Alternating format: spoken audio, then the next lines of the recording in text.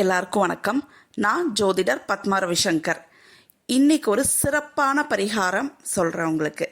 கடன் அடைக்க இந்த பரிகாரத்தை பண்ணுங்க. உங்களுடைய கடன் அடியோட அழிஞ்சிரும்.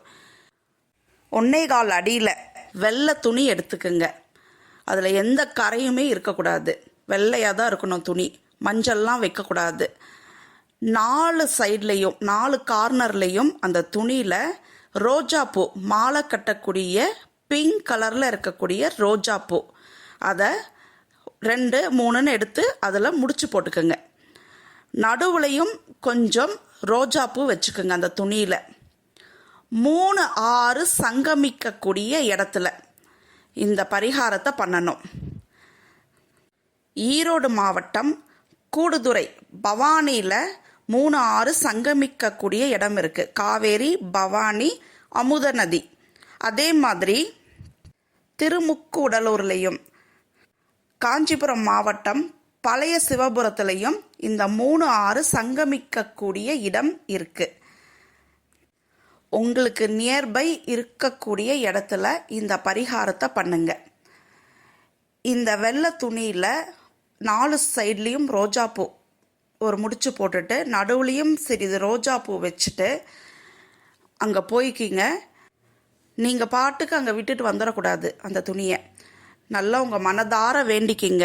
உங்களுக்கு இருக்கக்கூடிய கடன் பிரச்சனை அடியோடு அழிஞ்சிடணும்னு வேண்டிக்கிங்க. வேண்டிட்டு இந்த பரிகாரத்தை பண்ணுங்க. இந்த பரிகாரத்தை பண்ணும் பொழுது உங்களுடைய கடன் வேகமாக அடைஞ்சிட்டு வந்துடும்.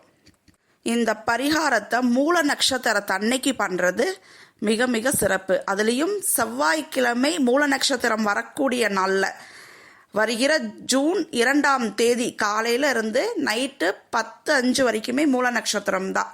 அப்போ இந்த செவ்வாய்க்கிழமையை பயன்படுத்திக்கிங்க. ஜூன் 2ஆம் தேதி அன்று செவ்வாய்க்கிழமையை பயன்படுத்தி இந்த பரிகாரத்தை பண்ணுங்க. இது பண்ணும் பொழுது உங்களுடைய கடன் அடியோடு அழியும். அதே மாதிரி ஜூன் 2ஆம் தேதி மதியம் 12:20 1:56 வரைக்கும் குளிகை. இந்த குளிகையில் உங்களுக்கு இருக்கக்கூடிய கடனில் ஏதாவது ஒன்று அடைச்சி விட்டுருங்க. பேங்க் லோனாக இருக்கலாம், ஏதாவது ஒன்று அடைச்சிருங்க. இப்படி பண்ணும் பொழுது நீங்கள் பரிகாரம் அதுக்கு முன்னாடி பண்ணிக்கலாம், ஆனால் இந்த குளிகையில் நீங்கள் அடைச்சிருங்க. உங்கள் கடன் அடியோட அழியும். அதே மாதிரி கடனால் நிறைய பிரச்சனை ஃபேஸ் பண்ணுறேன்னு சொல்லுவீங்க இல்லையா, அவங்களுக்கு ருணஹரண கணபதி மந்த்ரா. இந்த ருணஹரண கணபதி மந்திரத்தை டெய்லி 9 முறை சொல்லிட்டு வாங்க.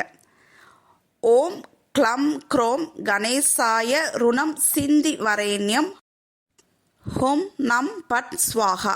இந்த மந்திரத்தை டெய்லி 9 முறை சொல்லிட்டு வாங்க. கடனால் உங்களுக்கு எந்த பிரச்சனையும் வராது.